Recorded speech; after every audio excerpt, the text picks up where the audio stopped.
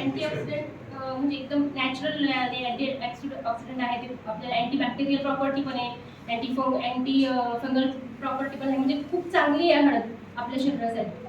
तर ते जर तुम्ही घेतलं आणि त्याच्यासोबत दही वगैरे पण आहे ना, दह्याचं पण सेवन केलं किंवा हळद आणि दही हे जर तुम्ही मिक्स करून ते जर तोंडामध्ये लावलं ना, तर त्याने पण खूप चांगला इफेक्ट होतो.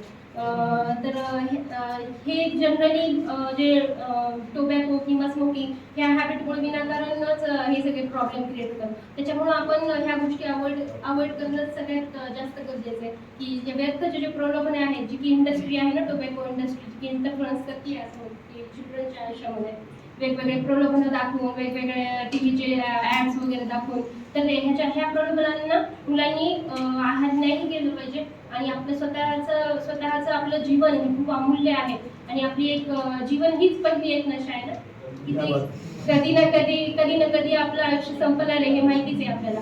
पण ते जेवढं आपलं आयुष्य आहे तेवढं आपण चांगल्या पद्धतीने गेलं पाहिजे. बिनाकामाच्या गोष्टीचा स्ट्रेस नाही घेतला पाहिजे.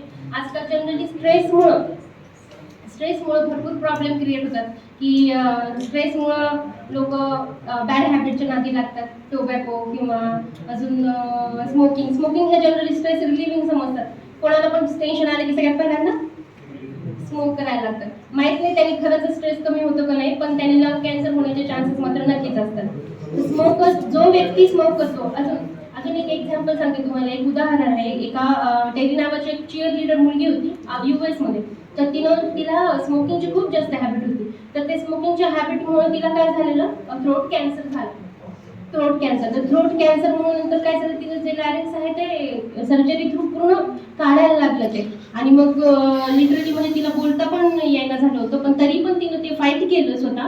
40 वर्षाच्या वयामध्ये तिला तो डिसीज डायग्नोज झाला आणि 52व्या वर्षी ती वारली. पण 40 ते 52 पर्यंतच तिचं आयुष्य होतं. ते आयुष्य तिनं पूर्ण अवेकनिंगसाठी घालवलं. म्हणजे हे जे असं कॅम्पेन वगैरे व्हायचे त्याच्यामध्ये तिनं सांगितलं की जे माझे झालेत हाल ते तुमचे होऊन आहेत. ती मुलगी अतिशय सुंदर होती दिसायला, आणि तिच्यानंतरचे जे हाल झाले ते की तिला बोलता पण येत नव्हतं आणि तिला खूप जास्त वेट लॉस झाला होता.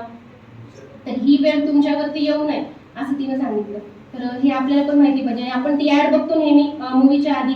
डॉक्टर सागर वैशंपायनजी ते आमचे टीचर होते GDCला, सागर वैशंपायन, आणि त्यांनी केलेली ती सर्जरी होती. एका सुनीता नावाची मुलगी होती नाही का, सुनीता 32 वर्षाची असते आणि तिचं पूर्ण सगळं आयुष्य तिला सगळं सोडून जावं लागतं. पूर्ण जॉय एवढा काढला जातो तिचं, पूर्ण ॲडव्हान्स कंडिशनमध्ये होती ती.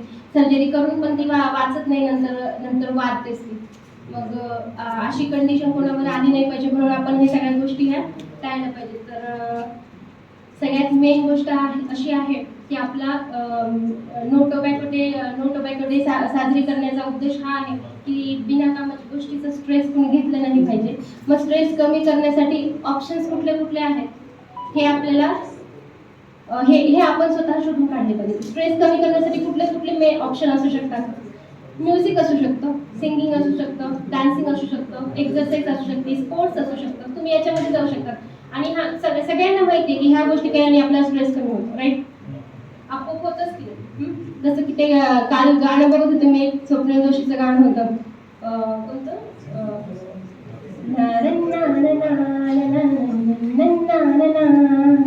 जगनी घे जरा सांगतो क्षण हा आजचा, विसरू कालच्या उद्याच्या चिंता ही जरा, ना ना ना ना ना ना ना ना, ही तुझी जिंदगी तो क्षणाची नशा, दे जरा आज तू हात हाती तिच्या, ना ना ना ना ना ना ना ना,